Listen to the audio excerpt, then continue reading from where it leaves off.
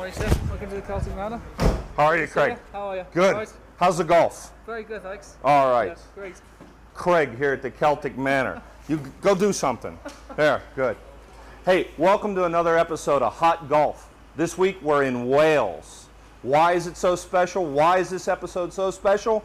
The Celtic Manor is going to host the Ryder Cup in 2010. What a beautiful golf course. What a beautiful facility. So let's tee it up this week on, everybody say it, Hot Golf. Yes, excellent.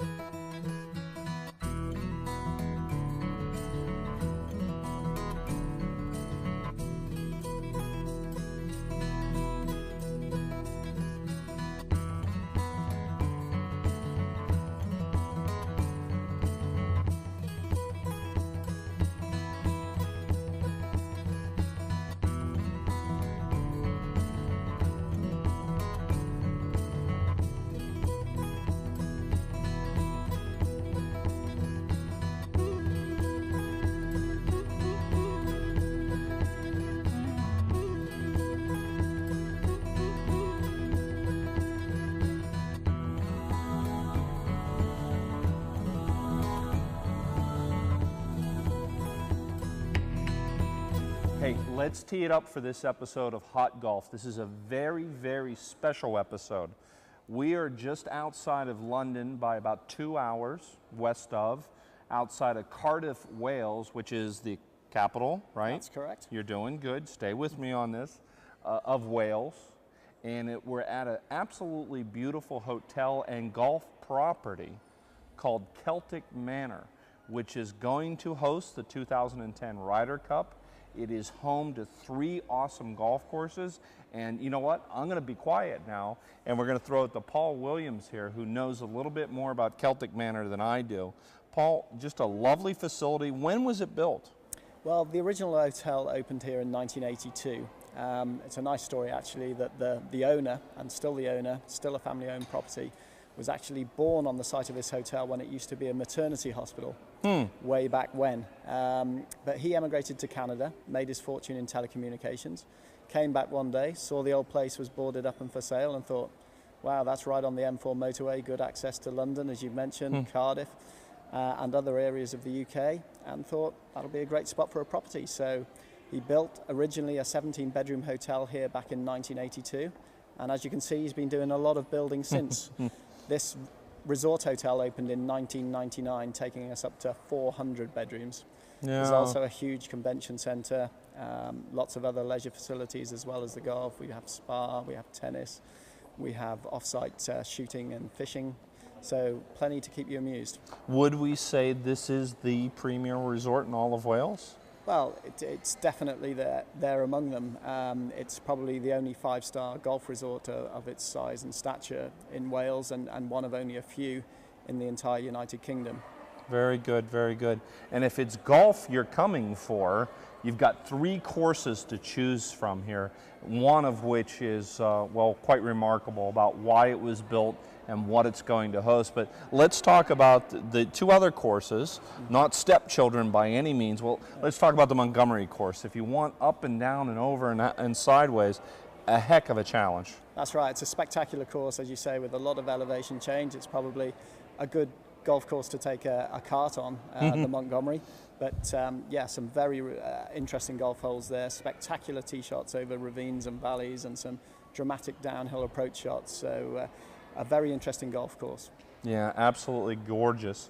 Now, we all know that, 2,000 years ago, the Romans were running amok all over the place, whether it be east, west, or certainly up to Hadrian's Wall in the UK. But the Romans had a little outpost here around the area, yeah? Well, that's right. There's an important Roman fort, the old Roman fort of Isco, which is now the town of Caerleon. And you can still find there the best preserved amphitheatre in Britain. So it was a significant Roman military settlement. That's where the gladiators did their combat. Yeah. And the first golf course we built here is actually called Roman Road, you know, as a mark of all the Roman history we have here. And in fact, while we've been doing all the construction work of the hotel and the golf courses, we've unearthed significant Roman remains, including pottery kilns, a soldier's grave, some burial chambers. So we've had to halt the work along the way to allow teams of archaeologists to come in and do their work, uncover all these ruins, and then usually cover them back up. And some of the more important stuff has gone away to be displayed at museums. Wow, absolutely amazing. And there's so much history here around the grounds at Celtic Manor. You can go see the ancient ruins down the road. You can play both of those golf courses. You can go to the spa. You know, the shooting range. There's a lot to do for the family. But more importantly, here in a second or two, Paul and I are going to take it out onto a golf course, a very special golf course that will, and tee it up a little bit and show you around there. But you tell these folks about the 2010 course, and that's its name, yeah? That's right. We call it the 2010 course. Obviously, that date is going to be very significant in the course's history. So we thought, what better way to name a course and to give it that 2010 logo and name that will carry so much significance when we see the Ryder Cup played over it in the fall of 2010. Yeah, and what is so significant, two things, is that the Ryder Cup has never been played in Wales. This will be the first time. And more specifically, there has never been a golf course that was built specifically to host the Ryder Cup. And that's what makes this golf course more, no other golf course in the world can say that it was built to host the Ryder Cup tournament. That's right. The golf course only opened in 2007 while we were pitching to host the Ryder Cup back in 2000 and 2001. It was a tender document, and it became apparent early in the bidding process that the championship course we had then, the Wentworth Hills, was unsuitable for the Ryder Cup because the uphill finish entailed a lot of sort of ravines and bottlenecks, which would have made it difficult for spectators to get around. So we pledged to build this brand new golf course, and the advantage that's given us is to build in special features to the golf course, particularly for the Ryder Cup, things like the dramatic match play holes on the finishing stretch, particularly 14, 15 and 18, where there are risk and reward challenges from the tee, lots of options for team match play that's going to produce hopefully some golf that will live up to all the drama of that great event. Yeah, absolutely.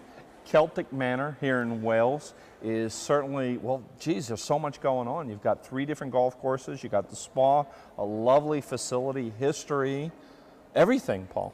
Absolutely, yeah. Yes. It's you know, a real treat to be working here and welcoming so many people from all over the world. I mean, what the Ryder Cup has given the Celtic Manor Resort and Wales is exposure on a global scale that it's never had before. So we're seeing a lot of American accents down at the 2010 course at the moment. People are anxious to play it now so that they can sit back and watch the Ryder Cup in 2010 and say, hey, Tiger's playing from that spot where I played it. Let's see if he can play it as well as I did. Yeah, absolutely. And then, of course, after the event, hopefully people are going to see that course bathed in beautiful autumnal sunshine here in Wales and think, wow, that looks some course. I want to get out there and play it. Absolutely. Well, hey, now it's time for Paul and I to head over to the 2010 course and give you a look at that very, very special, well, you know, the Ryder Cup. What more can we say is going to be hosted there here at Celtic Manor on the 2010 course. You ready? You got some game? Absolutely. You sure? Have you got enough golf balls, Randy? We shall find out. All right, it's time to tee it up here on Hot Golf. Let's head on over to, do I have enough golf balls? Get out of here.